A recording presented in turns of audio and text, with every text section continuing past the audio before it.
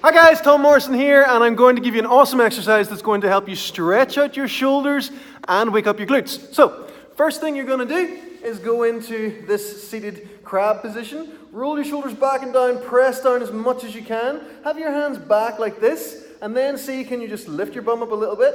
If that's okay, see, can you lift it a bit more? If that's okay, see, can you lift it a bit more until you're all the way straight like this, okay? If you can get that position, you're absolutely awesome. If not, hang out about here. If you're not ready to go there, just hang out here and keep working on that day to day, okay, until you get better at it. Your full goal is to be able to go all the way up here and squeeze your butt. Then from there, what you're going to do is see, can you lift one leg at a time without your hip dropping, okay? If your hip drops, so if I was to lift a leg and that was to happen, then you're incredibly weak and you should definitely go and see someone and get some advice.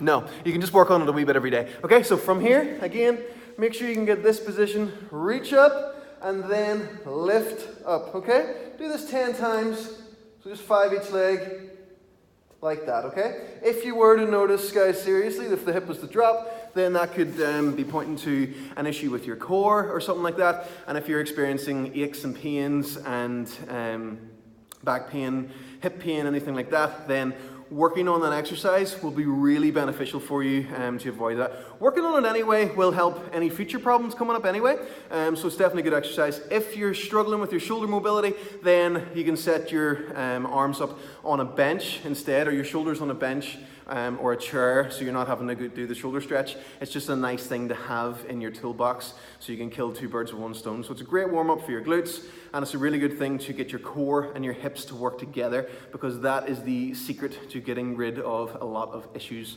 that you may be having, stability or mobility wise, guys. Okay, so give that a go. Let me know what you think. Leave me a comment, give me a love, and keep being awesome.